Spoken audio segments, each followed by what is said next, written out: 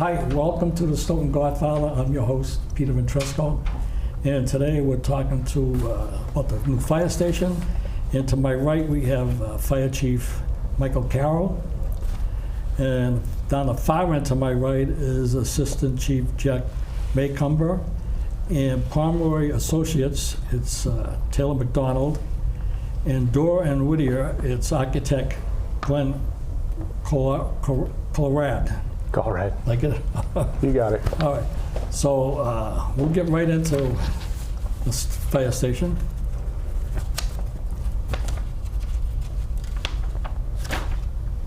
Oh, Jesus Christ. It's a medical report. Don't need a medical report on it. Yeah. Okay. The building's on schedule. It is right now, yes.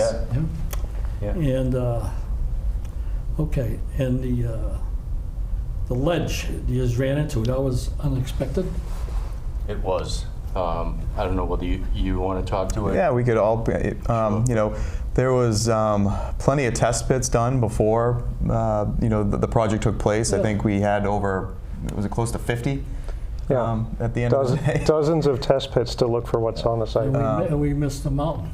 Yeah, well, the ledge itself was underneath, you know, not only just forest mat, but you know, there's trees growing over this area, so it was very, it wasn't typical of an outcropping of ledge that you would see. We knew there were some, and so there was an amount of ledge carried in the budget, or carried in the bid that the contractor that owned. was going to be one of my questions. Yeah. If that was. There was an amount of ledge that was carried as part of the base bid. But you know, we did hit a large outcropping that you know wasn't. You know, I think most people thought the site was wet and damp, and it's the exact opposite. Yeah. The site drains very well when we get rain events, and we didn't hit any swamp at all. There is no swamp out there. We hit ledge. So it's been removed now. Even when you get down into the wetlands, there's wetlands out back there, right? There's wetlands adjacent to the property, yes. Yeah, but further, a lot of people, just because it's wet doesn't mean it's really a swamp. Swamps, to me, you got to have vegetation built up over the years like peat.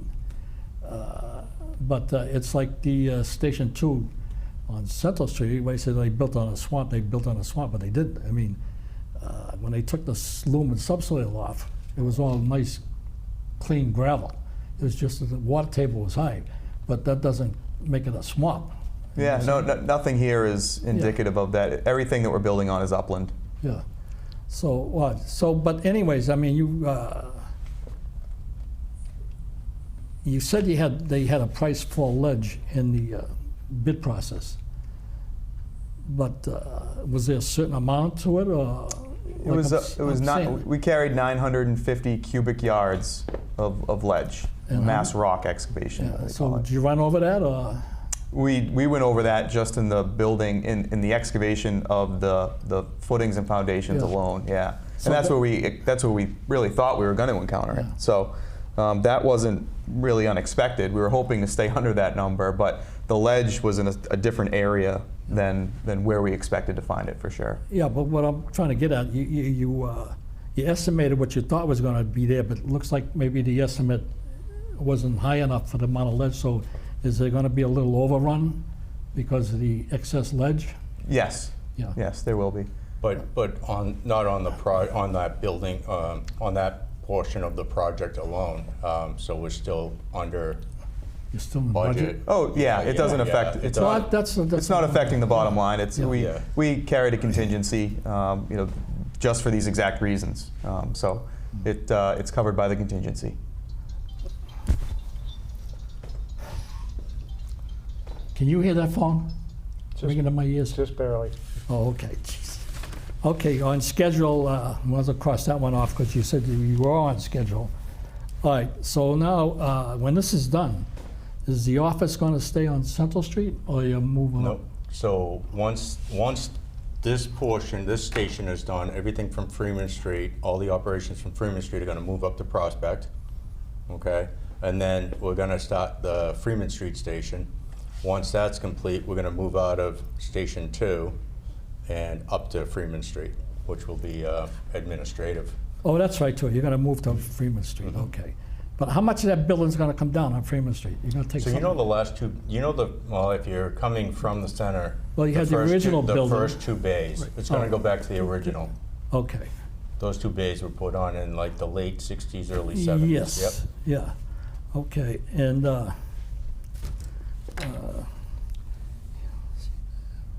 so you don't have any problems as far as getting materials on the site on time? Yeah, we've been very fortunate with the supply chain issues. There are some items that'll come in close to the wire, but no deal breakers yet. Yeah, okay, and, okay, that leach field, well, that's pretty big, that drainage leach field? Yes, And what was I gonna say? All that water that collects there, that's for the storm drains. That's right. Drainage. Yeah. So that water's all gonna be kept there, or it's gonna fill up to a certain point, then let some out into the, that's a run great down into the question. brook, or run out to the street out there, I can't think of the name of it. into Out the to town Prospect drain. Street. To the storm. Yeah, there's a couple things. The entire new development, the roofs and any paved areas, all that water will be collected and put into this infiltration galley system, which is designed to carry a 100-year storm, to collect all that water before one drop would overflow out of the system into the regular Oh, municipal really? storm drain system. Well, I gotta see this. Oh, you should see. We were just up I there did. the I other was day up and they there were last laying- week, and Oh, yeah, they they were weren't laying too it out, happy. right? Yeah, they were just about done. It was a big area. It was Yeah. already in there. Yeah, it's pretty amazing the way I was works. amazed at all the equipment that was there in that one site. I mean, it was just equipment on top of equipment and crushers going. You know, they were really doing a fantastic job, like they knew what they were doing. You know, really Yeah. going right along. So I was really impressed. I can't believe that all the equipment they have just to handle the ledge, let mind the rest of the stuff, that it's still in that budget, you know what I mean? It kind of blows my mind. I mean, there's got to be a few $1 million worth of equipment here. I mean, The project budget, right, the contractor's bid included for all the site work, the utilities, the dirt, paving, all that sort of thing was roughly $2.5 million. So on a $17.5 million project, that's a good chunk. That's Yeah. a little higher than average, but that's also a much longer driveway. All new sewer, all new water, all new utilities are being brought in from the street. And we carried, so you touched on something about, all this equipment being out there Yeah. and how we're still under budget. So the way that we bid this was we bid it with unit prices and we bid this with allowances. And so the key component of that is the unit prices. And one of the unit prices that we carried was excavation of ledge in case it was found. And we carried many different unit Yeah. prices. But say we didn't carry that unit price, the town would have owned, the completely the trucking, the blasting, everything we would have had to do to get that ledge out of the ground. Oh, It would have yeah. been a much different discussion. But we carried a unit price that no matter how they go about attacking that ledge, they have to pay by that unit price for the ledge that comes out. So it decreases the risk a lot. So it Yeah. doesn't matter if they use 50 trucks, 10 trucks, Yeah. whether they blast it, whether they hammer it, they're beholden to that unit price. So based on that unit price is how they took the ledge out. That's how we're agreeing to the number. And then so it doesn't blow up, no pun intended in Well, our so to speak, faces. yeah. Yeah, so Well, you guys knew what you were doing then. the way that Yeah. it was bid was done in a way to limit the risk for the town. Not to mention we hit it at a very good bidding period that gave us a good contingency, See. so that when things do come up like this, it's able to be handled within the budget. Yeah, well, that was good thinking on that part. Okay, geez, we're going to run through these questions. We can talk about other things. These guys also. are gonna stretch us They're out. repurposing that ledge too. Yeah. They're Yeah, I was gonna crushing bring it that up, on the yeah. site What's that? to make it for binder. The but crushing, Glenn can the speak to that the more piece of detail. crushing equipment you saw out there. Instead of we're trucking it reutilizing off-site. that for the property, for Yeah, the building, right. So there's aspects to that I think there's some creative thinking going on, or actually the pre-planning, I should say. But okay, and we meet with every 2 weeks, and these guys meet with the contractors every week. There are meetings, and so it's an ongoing process. It's not like there's checks and balances built in. But what do we do with this ledge? Okay, we're going to bring a crusher in. We're going to reutilize a lot of this, and I think it benefits us. You know. Well, that's done everywhere today. You're gonna keep all the materials on site and reuse them. That's like I was telling this gentleman here, like 128, when they were doing that, they took all the blacktop and loom on the side of the road with grass area, and they mixed it all up, run it through a crusher, and went back in as the new road bed, which I'm not a fan of that. Maybe that's why these highways, you start getting the ruts, and when you get the intersections, you get the truck stopping there, it gets wavy. You know, years ago, on roads, they used to put the sub-base would be compacted gravel, then they put a foot of 3-inch crushed stone, then this truck would come in with a hot tar, melted liquid, and that would fill in all the spaces between the stone, and then pea stone on top of that, then roll it. I mean, it was a substantial base for the road. But today, for some reason, they don't do that. But anyways, all right, so, okay, I noticed in Sharon today when I was coming back from Patriots Place, their fire station has a brick front. I don't know if it's real brick or that make-believe brick, like an inch thick or something. But the rest of it, it's all clapboards. So I'm assuming that's probably the hardy board siding. And that's, the last time I was on the show, I asked you guys what the sheeting was on the outside of the building. You said hardy board. That's still a hardy board? No, we went to a metal panel, a corrugated industrial strength metal panel system. Oh, So for the outside walls? Yep, a couple of different patterns and colors. Okay. So Very that, simple, durable, easy for these guys to take care of. so that would have been cheaper than the hardy board? It's about the same, all things considered. The substrate, the backing, the furring, the system is roughly the same. So it's basically a metal building. Yeah. Yep, that's what I've been pushing for all the years they want to bring up a new fire station, was that, because everything's got a 50-year lifespan, which I don't understand.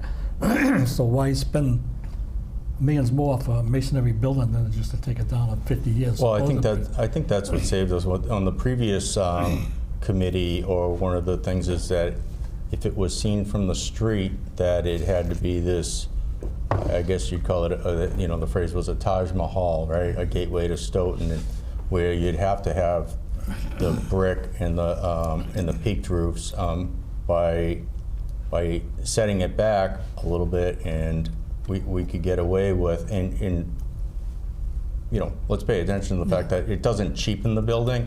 When you say metal building, a lot of people think like some sort of like Prefab. It's not a pre-engineered metal building. yeah, it's not something that you would see that trucks just sit in on, and coming down Turnpike Street, as a matter of fact, right? So this is well, I have complete confidence in the architects and the. Well, I'm not saying anything bad about it. I'm just saying, No. I'm glad that, I think sometimes when people hear a metal building, they just think, uninsulated, just a metal kind of. No, these are great sheathing. points. The superstructure, the foundations, the steel frame, the sheathing, all the backup to that metal skin is exactly the same thing we would do for a brick veneer, stone, hardy board.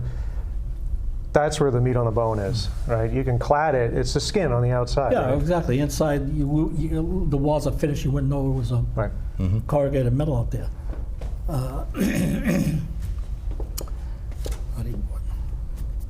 Okay, we did that.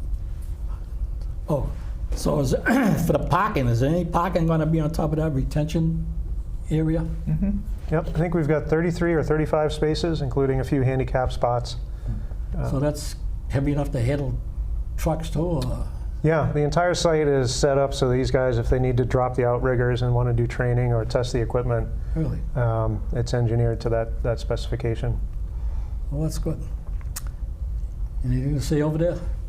Yeah, we're just truly excited that, that site itself, the fact that we are literally building the station on bedrock. the Yeah. solidest, Yeah. most solid foundation that Yeah. we could have. So we won't have any future issues Yeah. with the drainage or the heavy equipment eroding the property itself. So that, for the long haul, for the long term, is going to benefit Yeah. the department and I- the heavy equipment going in and out. Geez, I don't know what's with this thing. It keeps falling off. I had the same issue. This is the fourth time. The old guys, right? We got to get it straight. Okay, so nobody else got anything to say about the parking area on top of the? Well, at the parking area, I mean, a lot, that's where that outcropping Yeah, basically that's- was. That's right. too, That's right. That's right. Yeah, the ledge was in that. It was in our parking area. So, there wasn't really any way we could work around that outcropping of ledge. Yeah. It it had to come out. So. Yeah. No, I understand that. Okay. Okay. I noticed the truck bays are on one half of the building. It's like maybe a story and a half, and the living quarters like 2 stories. Correct. So that's 2 stories. Got nothing to do with you guys because you're not going to be there. But so it's the living quarters, and I'm assuming gymnasium, stuff like that for guys, and cooking areas. Kitchen, day room, resource, kind of like a library workroom for the staff to write reports or to study for their Bunks. Yeah. Yeah, so it's, and then the downstairs is basically a lobby. There's actually there's an EMS office, there's a training room, roll call room, and then of course there's your electrical room with your where your server for your computers and all that are too. So I think it's designed really well for the square footage that we tried to get it down to. I think that the way it's designed, it's going to be an easy flow. It's also, when you walk in to the left, there's a triage room, right? We have walk-in medicals.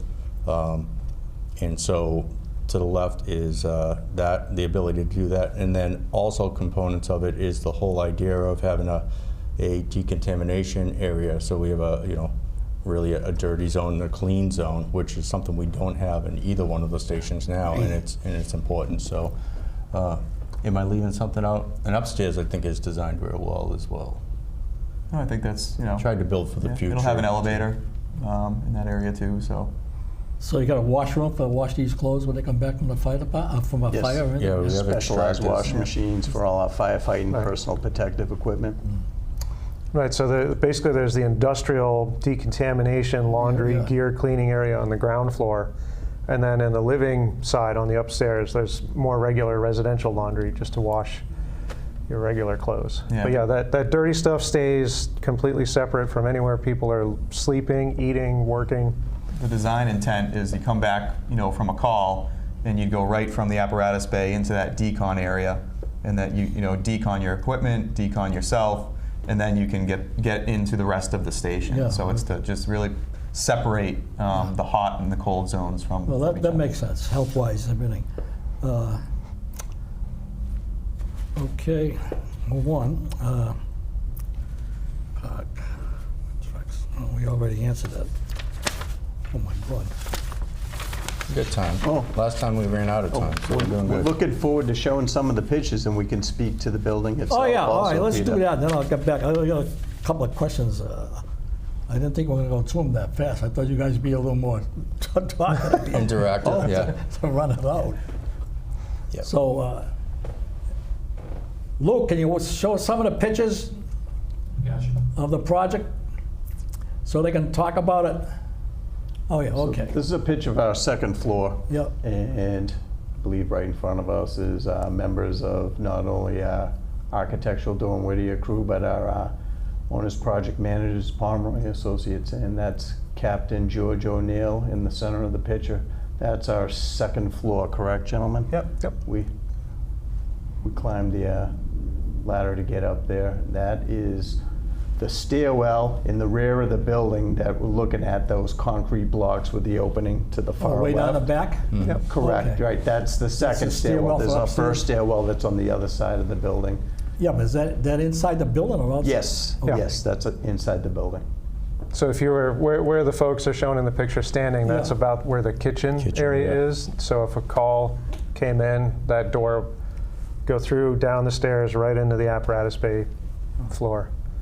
So you have Goldberg come back and make some chili or chowder, whatever he Well, made. Yes. Well, we yeah. got two of his Goldie boys on the Rice. department, Huh? so we have two of his boys on the Rice. department, but Oh, really? they don't cook Yes. as well as They're Goldie does. outstanding. Well, they'll learn. Yeah, they better. So what'd you say, he's got two boys on there? or- Yeah, yeah. So this is a view from the second floor looking down at the apparatus base. Okay. And that appears to be in the area of our resource library room, if I'm correct. And that's looking down at the first, second, third, fourth, fifth bays. So there'll actually be glass where, we're looking down into the apparatus bay. There'll be glass panels where we're looking right now. So when the project's completed, you can be up on that second floor and they can look down into the bays and see Oh, really? Okay. what apparatus is out, what's in. They'll be able to have nonverbal communication. Anybody down there, but it's a nice little touch that from the warm side. You can look down and see what's going on in the bays. So it's actually kind of the exact sight line that you'd have when it's complete. Okay, here's an outshot. And this is the approach coming in from Prospect Street and making way to the front of the station. So to the far left is our maintenance bay for all the apparatus for the Stoughton Fire Department. On the left? On Yeah, the far the left, that's tall our one. maintenance bay. That's why it's slightly higher, Peter, so Yeah, that they I can noticed open that, but I so thought they it can was- open the cabs of the Yeah, engines. I thought it was a double 'Cause bay. It looks like it's- currently the mechanics to work on the engines or the ladder, they have to pull them outside and work on them outside. So in the middle of the winter, Yeah, the but weather. these trucks are gonna go in from with the front where you're looking at now, right? Correct, but But so that that's a makes- maintenance bay only on the far left. So that's just for the mechanic to work on the apparatus. Oh, all right, because I thought, Middle 5 bays are for the operational engines, okay. ambulances, and ladder. all right. And this picture was probably taken 3 weeks ago.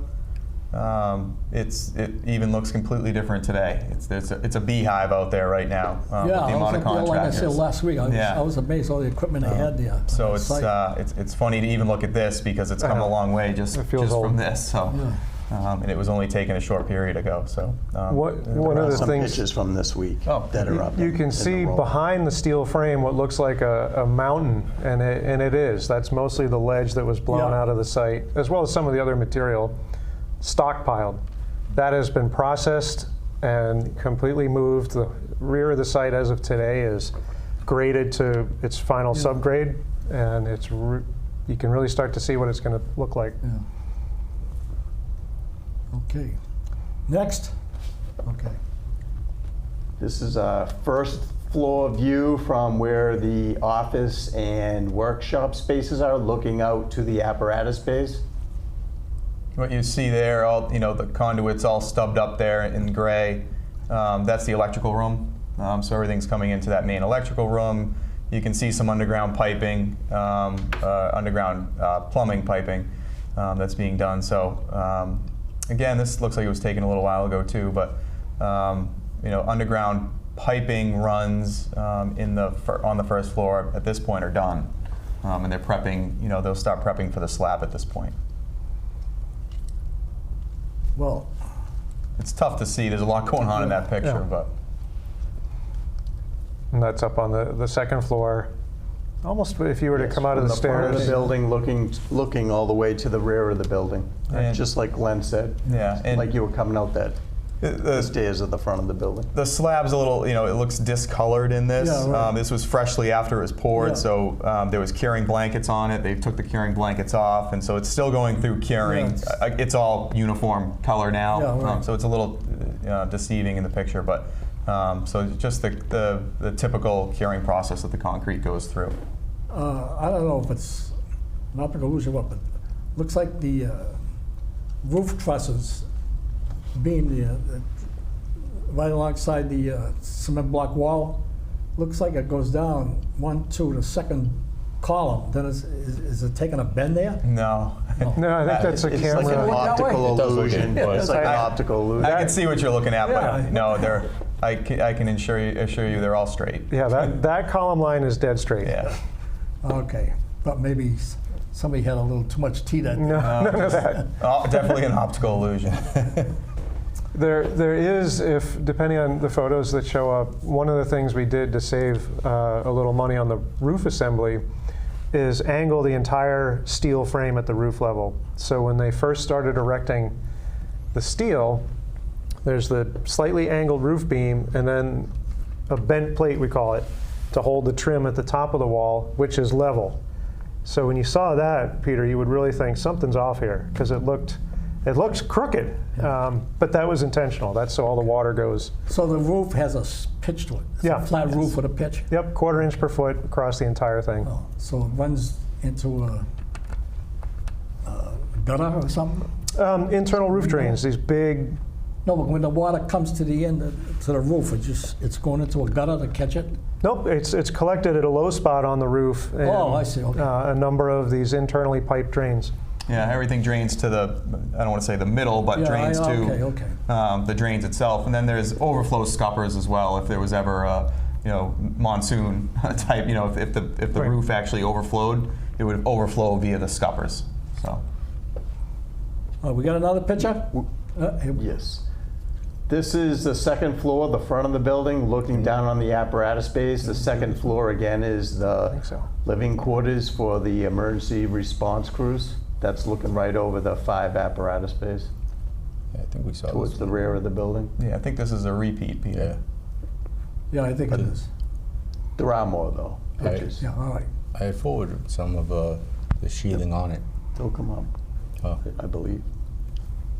Oh, here's another one. Right, that's the one with Pomeroy's, Just, Roy's. yeah, just looking at it from a different direction on the second floor.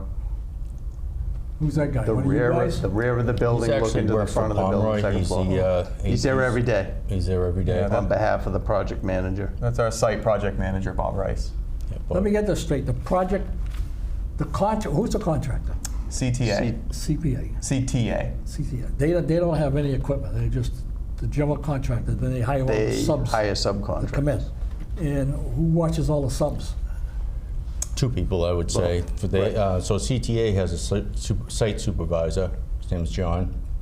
And then Bob works for Pomeroy, our project manager, and he's there every day. On behalf of the town. So it's kind of twofold. CTA is responsible for all the subs.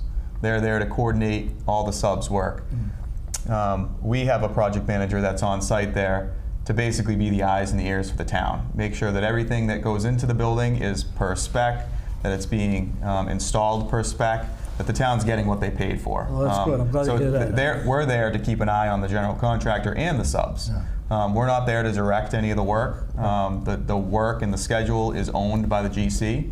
But we're there to pick up if there's any issues, if we see anything wrong, to manage the site itself. So there's a little bit of checks and balances going on in both directions. So, And our architects also, Durham Whittier, like where, Glenn's with, they're out there weekly too. speaking They're out about there architect, every week. has any changes been made on the site? A lot of times they draw something out, it looks good, then when you start putting it together, Yeah. maybe we can do this or that. No, Everything's staying right.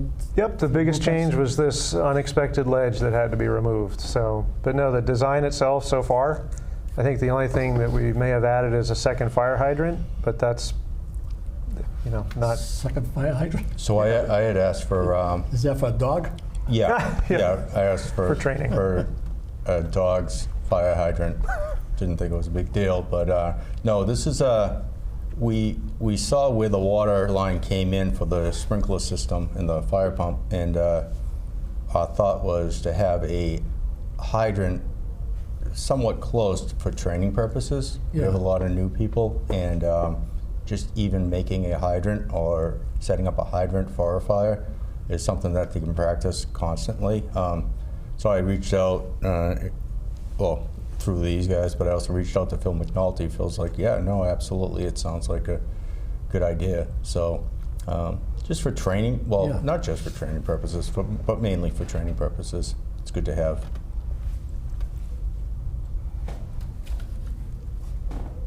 We got another, there we go. That's showing the same area where that, the glass would be, looking down into the apparatus bay on both sides of that. Fitness area, right? The fitness Yeah. area looking down. Yep, yeah, that's the fitness area. I had sent some to Luke. What was that, Monday? You did, yep. But he must not have got them. He said that's all he has. It's beginning. Oh, okay. I think he got sent 2 emails, Oh, one from you and Speak up. oh, we had sent an updated one. We were out there. Our captain O'Neill was out there on Monday, and I had forwarded some pictures with the sheathing on it. Looks completely different, but maybe they didn't have time to put them into this this project. Right, but as of today, the entire second floor of the 2-story portion is sheathed and the window blocking is in. It sounds like they're going to get ready to do the first floor in the next few days. So certainly by winter we'll be dried in, so they that's can good, continue yeah. working. We got any more? I think that's all he had. That's it? Oh. you can look in the archives. There were 2 emails sent with 2 groups of pictures, but We did that too. All right, so unless you think of something else to talk about that project, because I put this together quick the other day, and I didn't get a chance today to add to it because I was away all day. But anyways, if you got anything else you want to say about the station or the... like the gentleman spoke about earlier, we're on schedule and looking to have the building weather tight for the winter, Yeah. so all the interior subcontractors can work throughout the winter and not worry about any of the conditions or the colds of the Northeast. All right, the one contractor, I'm kind of impressed with all the equipment he's got there. What's he call himself? Dig it? Dig Dig it, yes. yeah, out of South Dennis. That's the site contractor. So the site contractor is hired by CTA. Yeah. They're not one of the filed sub-bidders. Yeah. That's part of the process. So, we've worked with Diggett on quite a few projects ourselves. We do a lot of work down the Cape. So I knew coming in they'd be a good asset for the project. They've been moving right along, extremely easy to work with, and you can just see it's not a very large site once that building's up. Yeah. And even parking is a concern, and during the project, meaning when vehicles are moving around and you have all that equipment. So they're hopscotching around, they're moving material, they're putting in today, they're putting in the sewer line. So there's a lot going on site, and they're managing the site well and keeping everybody happy. So they're a good addition to the team. That brook, is that being piped or concrete culvert or what's going on? The little stream that crosses under Yeah. the driveway, there was an existing reinforced concrete pipe culvert that met the DEP specifications and the Town Conservation Commission regulations. So it was incorporated into the design. What we did do for sort of the belt and suspenders, if you will, to be very safe, is we put a reinforced concrete slab over that, right? Because that driveway is going to handle an awful lot of traffic. But that's about 6 or 7 feet below the finished surface. So in that 6 or 7 feet, all the utilities will run through. But in the meantime, we've been able to do the work without disturbing the drainage there. Let me get this straight. The road's going to be 6 to 7 feet higher than the existing ground on each side? Even more than that, I think right over that culvert now, it's maybe 8 or 10 feet down to the typical water level. So the culvert's at the bottom of that, and it's surprising how much soil was on top of the culvert, which helps our utility runs dramatically. Oh. Okay. So one good thing, that's Prospect Street right now, which is fun and exciting, is we're starting to move into the schematic and design of Freeman Street, just as a purpose of discussion. But this is something that I know Glenn has started, and starting to look at it. I don't know whether people got out there.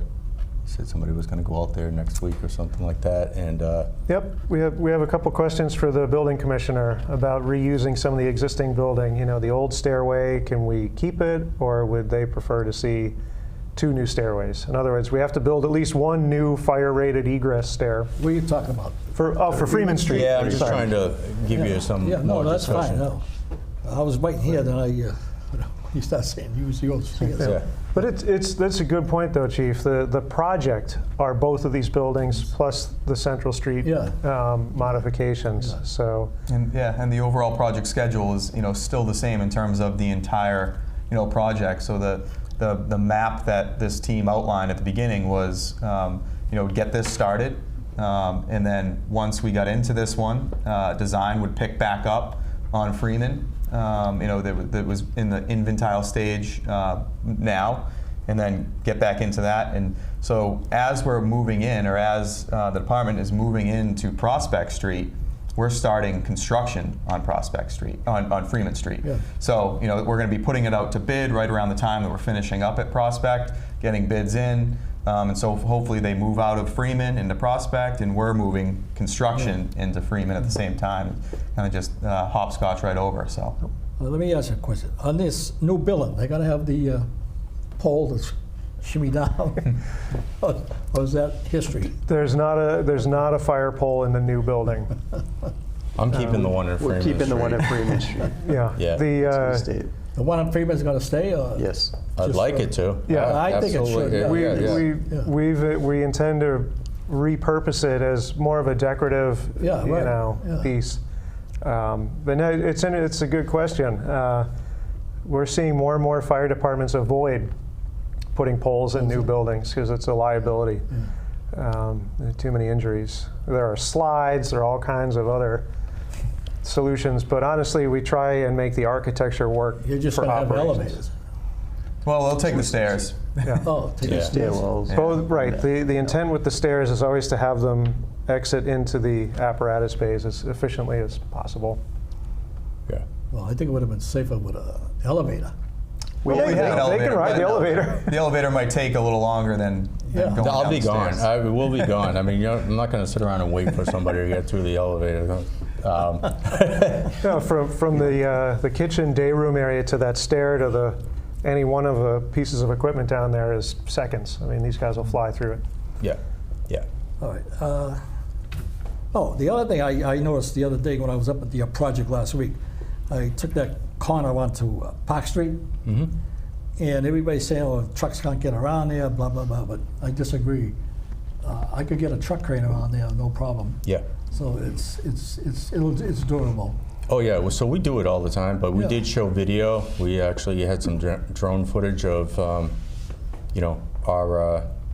our engine leaving Prospect Street and taking a right towards the center down Park Street, and I used my car to pull over, so as if they still had to get around the car, and they had plenty of room. Plenty of room, yeah.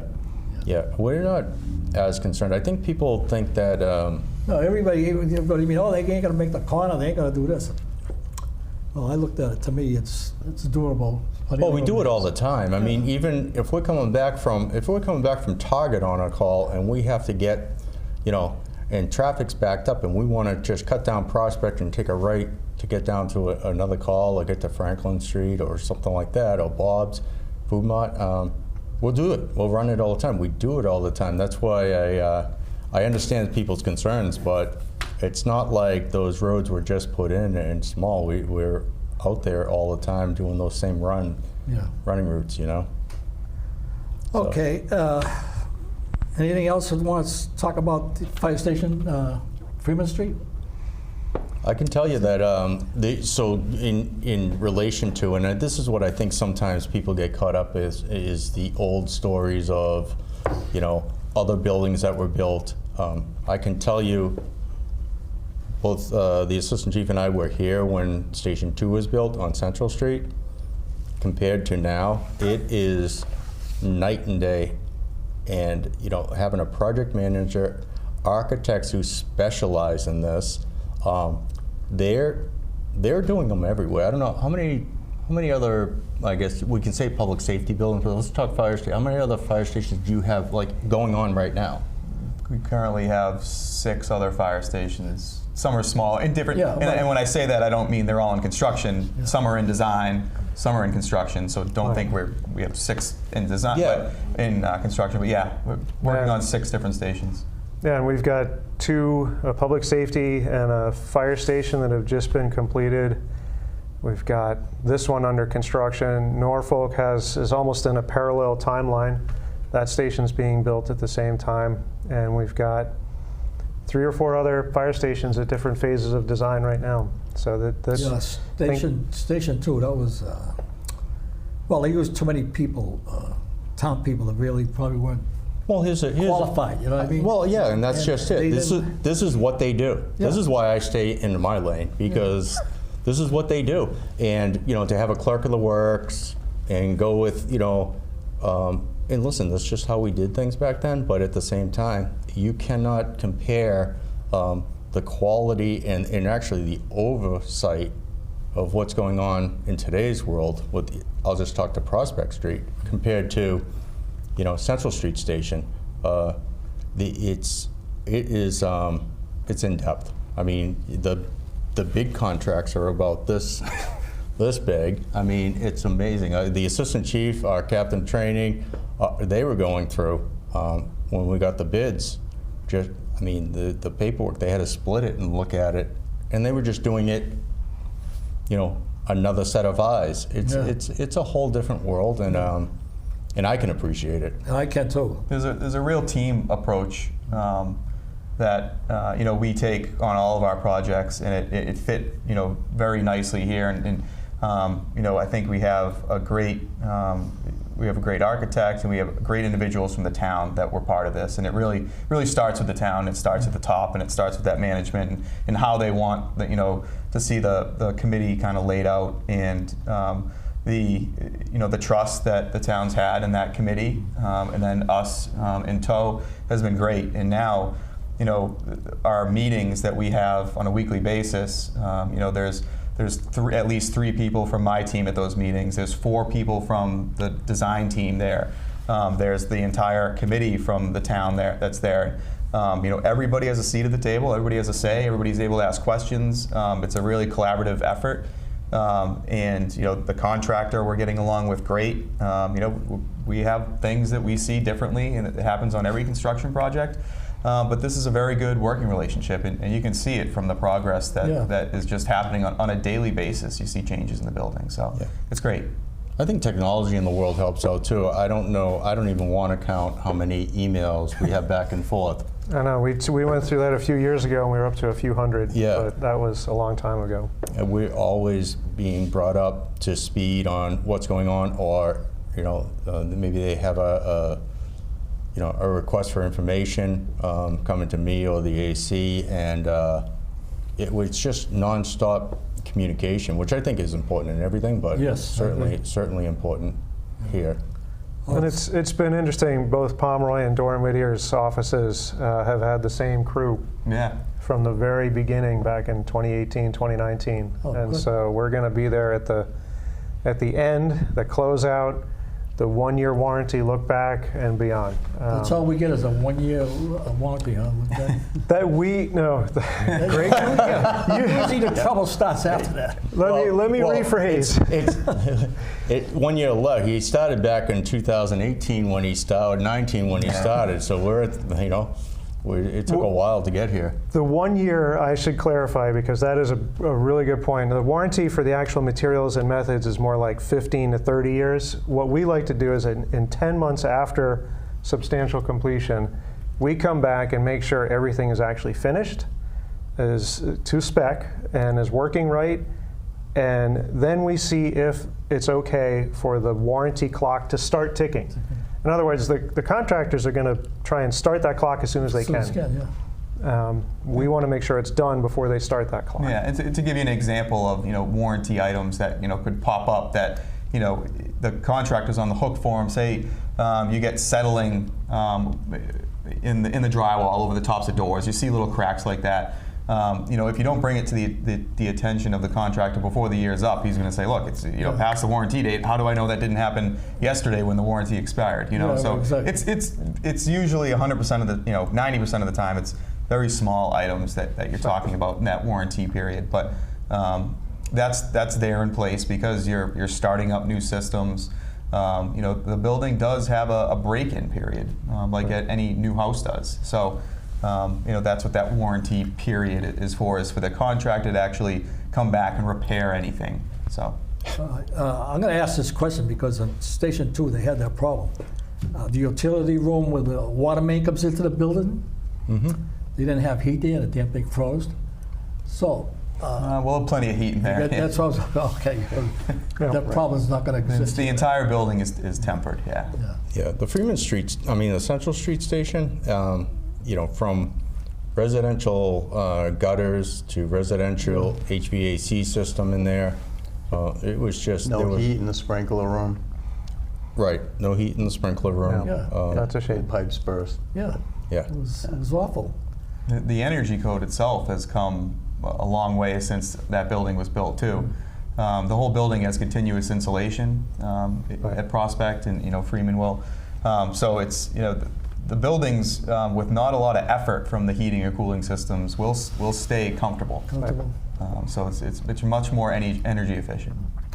And we, not to dogpile, so to speak, but there are redundant systems. There's a pair of systems that'll work for different parts of the building. There's basically heat pump heating and cooling throughout, but there's also a small boiler plant with some radiant and some unit heaters throughout. So there's... Well, what's the main heating system? Hot water, or what you say? There's a hot water loop for the days that the heat pumps could be helped by that. But generally, the building will be heated and cooled by a heat pump system. Oh. I should say an industrial, not your typical household. When you say heat pump, you mean you're taking the air Air source heat pumps, yeah. It's coming called, in, being heated by the air going out? There's part of that in the outdoor air supply system that's constantly circulating fresh air in and stale air out. There's an exchange in there where about 85% of the tempered air energy is transferred to that incoming air. Yeah.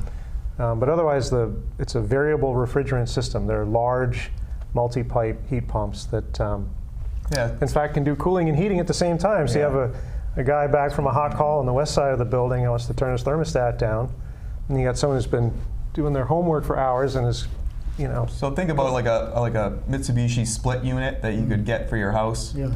It's like that on steroids. Okay. It's a much more complex system, but that is the technology. Right. Okay. All right. Thank you. I could go into the weeds on any of this. Well, if you got something else to say, go. Because I'm going to ask one question. It got nothing to do with the stations. But did you guys buy the old factory down there on Washington Street? No. Did we buy it? Oh, the Phillips You screw? guys are in there. Phillips Oh, yeah. I screw. couldn't think of So- that. We use it to train it. Yeah, I know. Yeah, Every so- time, geez, I just, boy, these guys. So, the owners, I don't know why it's been, at one point I thought he had it sold, but we had requested, and it's always good to get in, especially a building like that, to train. And so we've been able to utilize that, and because it's so big, the office section, we're able to kind of simulate a residential type house, but then there's also almost like a warehouse component to it too. So Captain O'Neill, as a matter of fact, just the other day, was taking some old plywood and rearranging, making different walls. To try to figure, so because, listen, firefighters, they're smart, they're tricky, right? They'll understand it, they'll tell the next guy, hey, you go into the right, you're good, you'll find the mannequin right there. That's why I'm glad we have that year to check it out, because I'll tell you, firefighters, if it's gonna break, I swear you could get a sealed room, you can give them 2 ball bearings, they'll break one and lose the other one. It's just how it is. But yeah, no, I don't know what's going on with it, to be honest with you. The owners, I don't either. I mean, I think they live down in Cohasset, and it's the same family, a Snow family. yeah, they Snow, still own John that, Snow, yeah, John Jesus. Snow. We went out there and shut the water down for him because the pipes. No, not winter's coming, right? No, not that We're John grateful Snow. that they're letting us use it, that's for sure, because it's excellent for training. That's but- still a contaminated site, right? Yeah, I think they have a lot of problems out in the Groundwater. ground parking lot and areas. Yeah, but I'm going back quite a few years, and we call ourselves the Stoughton Citizens Association. when we had all the trouble with the contaminated houses on Canton Street, Yeah. Lipsky's farm there. And so originally we had Sin Oil, we had Aqua Switch, and who the hell else? Was it Jeff? But anyways, at the end, it all boiled down to Jetstream the machine shop, Jet fuel? Fieldbook machine. Fieldbrook. Yeah, Fieldbook. Yep. And you know, that was a friggin' mess there. I mean, all that contamination. Oh, no doubt. That's right down your neighborhood too, right? Yeah, and we got 3 grants, $10,000 a year to hire our own professionals to double check what everybody else is doing. But then because of that, we had to take in places, other parts of town, like where you guys practice. No, at Phillips Screw in FC. Washington Yeah, so Street. it's screw. So they were cute. The engineer, he couldn't say anything. The attorney that represented him, he did all the talking. And what I got out of that, everybody else, like Brookfield, all the water they decontaminated, it went into a drain pipe and went down a steep hill brook. These guys, what they contaminated, they put it right back in the ground. So really, all they were doing was recycling the water they already cleaned up. Because if they had piped it out of the ground, out of the site, into a drain pipe, gone away, that would have dragged the big plume back to the factory. They never did that. And everybody they just let it go, like, you know what I mean? It was Yeah. so stupid. But I think this is why a lot of people are suspect of, you know, things that are done. And, you know, for whatever reason, people are against, you know, projects like this. But, you know, I think that in today's world, I can see it firsthand that things are really oversight is But I'll say one thing about Brookfield. They spent a couple of $1 million there, and they didn't hire people to try to brush it off to somebody else. They admitted they were wrong, and they accepted the responsibility, and they did the right thing. Well, we don't have to worry about any of that stuff on our side. Yeah, I was going to say, thankfully. Jesus, that was terrible. Okay. What the hell is this? How many trucks? Oh yeah, how many trucks are going to be in this new building? so.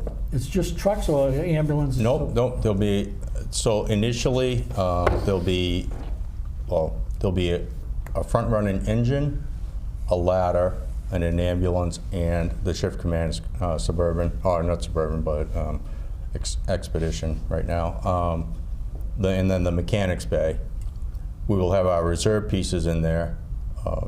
Now this is all initial. We'll have actually 2 ambulances running out of there. Once Central Street, the complete project, it'll open up the space and allow us to put staff 5 down at Station 2 and have that other ambulance down there. So we'll split the ambulances so they can cover East both and sides of west. town, east and west. Yeah, So how many ambulances do you have? we have 3, but we run 2 frontline piece. Yeah. There's But- not enough work for the third one? It's just. Oh, there's work. There's work, but I'll tell you, we need that reserve. Right now, the initial, our front-running ambulance 1 is, the mechanic we had to put a whole new engine in it. He just did that the other day. He's finishing that up now. But yeah, no, there's work for it. It's just a staffing. You know, we don't have the staffing for it, but that reserve piece is nice because a situation like this would be down to 1 ambulance if we only had 2 right now. So how many positions you got vacant? So we in the whole have, department? yeah, so we just put 5 on. They just started last week. Yeah. Yes, Chief. Yeah, so we have Yeah, 2 retirements getting ready, right? So we have, correct. And we'll have 2 positions to fill. yeah, so right now we have everything filled for the most part, but we have 2 people that will be going out on retirement very soon, yeah. So that'll open up 2 more, but right now we're good. Oh, because I know a police department, they're like, I don't know, 10 down? Yeah, we actually just had a police officer. He's one of the 5 new hires. He was a police officer in Stoughton for 7 years. Oh, really? Yep. Interesting. Mhm. Well, this is going to be a little personal. Between the 2 of you, who's the oldest? I think I am. Chief Carroll is by 3 months. Oh, I was born in June, So and what Chief I'm- Carroll what was I'm getting born at is when you in the retire- early spring. when, Well, we're the same age. so both of you's gotta go out at the same time. Yep, holding hands. Yeah. Yep. No, I don't know. Yeah. No, but Yep. you know, Unicorns Jack- and we, rainbows. Jack- we always Jack- go out to get chiefs from other towns, and Oh. it never seems to work. You will We're not have to do mentoring that and when we developing leave. our officer corps, Peter. Yeah, we are absolutely mentoring are. now, All so right, we're running out of time, so I'm gonna say goodbye, and it was nice having you people on the show. I really appreciate it. Thank you, and thank Okay. you to the residents of Stoughton. Yeah, thanks, Peter. No, thank you. Yeah. Appreciate this. Good job, guys. Yeah. Thank you. Thank you. All right.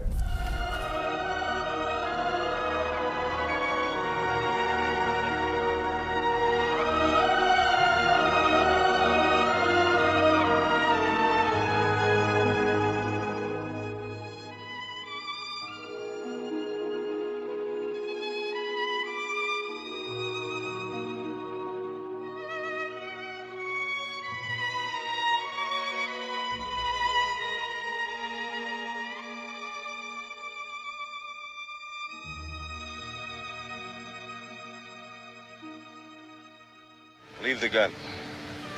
Take the cannoli.